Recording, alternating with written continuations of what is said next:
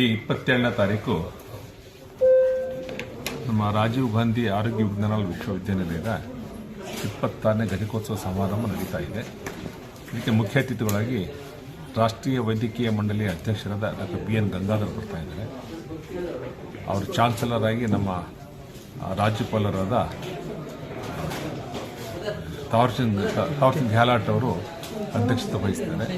ನಮ್ಮ pro chancellor ಆಗಿ ಶರಣ್ ಪ್ರಕಾಶ್ ಪಾಟೀಲ್ ಅವರು ಉಪಸ್ಥಿತರಿದ್ದಾರೆ. ಈ ಘಟಿಕೋತ್ಸವದಲ್ಲಿ 3 ಜನರಿಗೆ ನಾವು ಗೌರವ ಡಾಕ್ಟರ್ ಪದವಿ ಪ್ರದಾನ ಮಾಡ್ತಾ ಇದ್ದೀವಿ. ಡಾಕ್ಟರ್ GK ವೆಂಕಟೇಶ್ ಅಂತ, ಡಾಕ್ಟರ್ PM ಬಿರಾದಾರ್ ಅಂತ ಹಾಗೂ ಪಿಂಕಿ ಭಾಟಿಯಾ ಟೋಪಿವಾಲ ಅಂತ 3 ಜನರಿಗೆ ಘಟಿಕೋತ್ಸವ ಭಾಷಣ ಮಾಡ್ತಾ ಇದ್ದೀವಿ.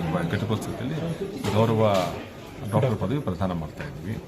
ಹಾಗೆಯೇ ಈ ವರ್ಷ ಸುಮಾರು 52,000 ವಿದ್ಯಾರ್ಥಿಗಳು ಪದವಿಯನ್ನು ಸ್ವೀಕರಿಸ್ತಾ ಇದ್ದಾರೆ.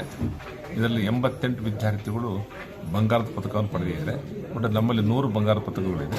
ಅದನ್ನು 88 ವಿದ್ಯಾರ್ಥಿಗಳು ಹಂಚಿಕೊಳ್ತಾ ಇದ್ದಾರೆ. ಸುಮಾರು ಇದರಲ್ಲಿ ಎಷ್ಟು ಜನ majority of the percentage females ಇದ್ದಾರೆ.